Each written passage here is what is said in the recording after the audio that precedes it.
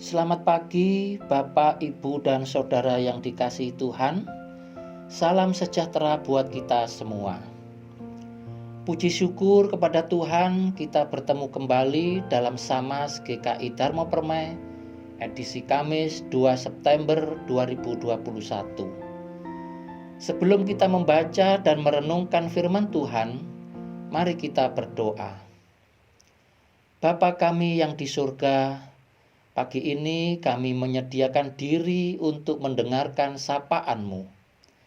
Ajar dan arahkan hidup kami dalam kebenaran dan ketaatan pada didikan Tuhan.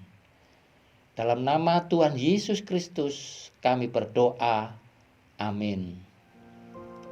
Kekasih-kekasih Tuhan, sapaan damai sejahtera hari ini mengambil tema hukuman Allah berlangsung secara jujur.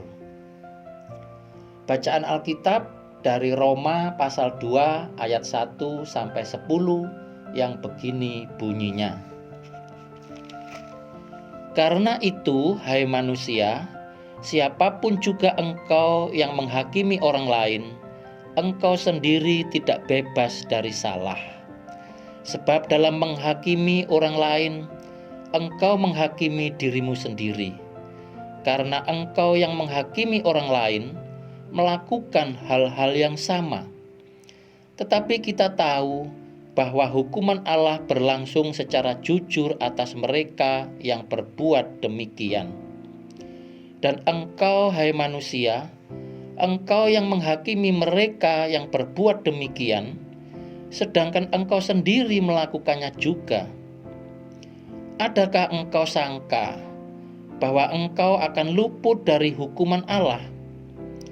Maukah engkau menganggap sepi kekayaan kemurahannya, kesabarannya, dan kelapangan hatinya? Tidakkah engkau tahu bahwa maksud kemurahan Allah ialah menuntun engkau kepada pertobatan? Tetapi oleh kekerasan hatimu yang tidak mau bertobat, engkau menimbun murka atas dirimu sendiri pada hari waktu mana murka dan hukuman Allah yang adil akan dinyatakan.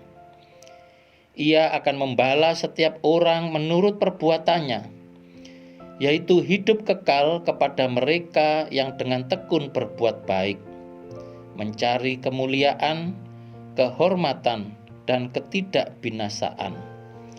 Tetapi murka dan geram kepada mereka yang mencari kepentingan sendiri, yang tidak taat kepada kebenaran, melainkan taat kepada kelaliman. Penderitaan dan kesesakan akan menimpa setiap orang yang hidup, yang berbuat jahat, pertama-tama orang Yahudi dan juga orang Yunani. Tetapi kemuliaan, kehormatan, dan damai sejahtera akan diperoleh semua orang yang berbuat baik, pertama-tama orang Yahudi dan juga orang Yunani. Kekasih-kekasih Tuhan, Tuhan Yesus menghendaki agar kita umat-Nya hidup jujur, adil, baik, dan benar. Itulah yang telah diajarkan dan diteladankannya ketika Yesus masih berada di dunia ini. Rasul Paulus dalam suratnya mengingatkan ajaran ini agar tetap dipegang dan dilakukan oleh semua pengikut Kristus. Jika umat Kristus berlaku demikian, maka ketika tiba waktu Tuhan atau hari Tuhan, kita akan terluput dari hukuman kekal. Sebab dalam mengadili atau menghakimi dan menghukum, Tuhan Yesus pasti berlaku jujur dan adil. Karena demikianlah Allah kita di dalam Tuhan Yesus.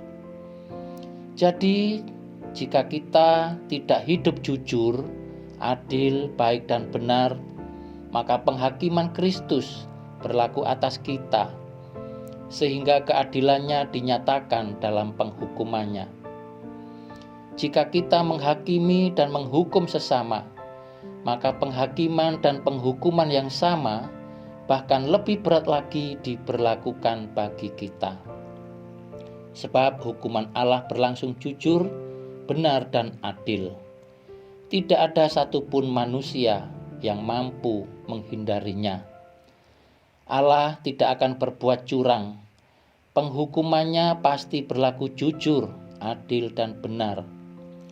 Siapa yang menghakimi sesamanya akan dihakimi dan dihukum. Ukuran keadilan penghakiman dan penghukuman Allah jelas berbeda dengan keinginan dan kepentingan manusia. Sebab penghakiman dan pengadilannya adalah paling tinggi dan sempurna adanya. Siapapun yang berlaku curang pasti dihukum. Siapapun yang tidak berperilaku baik, jujur, dan adil akan menerima penghakiman dan penghukuman dari Allah secara adil dan jujur. Penghakiman dan penghukuman dari Allah diperlakukan secara jujur, baik, benar, dan adil bagi semua orang, sesuai perbuatannya masing-masing. Tidak ada yang bisa lolos dari penghakiman dan penghukuman Tuhan. Jadi sesungguhnya apakah kita dihukum atau diselamatkan sangat tergantung pada diri kita sendiri. Kitalah yang menentukan dan memutuskan apakah kita ingin dihukum kekal atau selamat sentosa sepenuhnya dalam anugerah pertolongan dan cinta kasih Allah yang sempurna. Jika kita masih merasa nyaman dengan cara hidup yang jahat dan terus memuaskan diri dalam hawa nafsu serta kejahatan hidup, maka kita merasakan penderitaan dan hukuman kekal dari Kristus. Dia jujur dan adil, dia pasti bertindak menurut cara dan kuasanya yang tiada terhingga. Sebaliknya, jika kita ingin terhindar dari penghukuman Allah, maka baiklah sekarang ini kita bertobat, melepaskan diri dari ikatan dosa. Jangan lagi suka menyakiti dan menghakimi sesama. Jangan merasa diri benar, sebab tidak ada satupun manusia di dunia ini yang tidak berdosa. Semua manusia telah jatuh dalam dosa dan kehilangan kemuliaan Allah. Jadi jangan merasa diri benar agar kita terhindar dari penghukuman Allah. Mari kita rendah hati dalam kehambaan. Mari memberi hati dan kasih bagi sesama. Kita ulurkan tangan kasih untuk menolong sesama, tidak lagi menghakimi, tapi senantiasa mengasihi dalam kerendahan hati dan ketulusan serta keikhlasan. Tuhan melihat hati setiap orang. Kita jaga hati kita agar senantiasa bersih dan terarah untuk mengasihi semua orang tanpa batas dan tanpa pilih bulu. Jika kita telah hidup demikian, yakni menuruti semua kehendak dan firman Tuhan, maka kita akan menikmati keselamatan yang sempurna dari Kristus dan diberkatinya secara melimpah dalam segala hal untuk selamanya. Amin. Mari kita berdoa. Tuhan Yesus, tolonglah kami, jauhkan kami dari hukuman-Mu.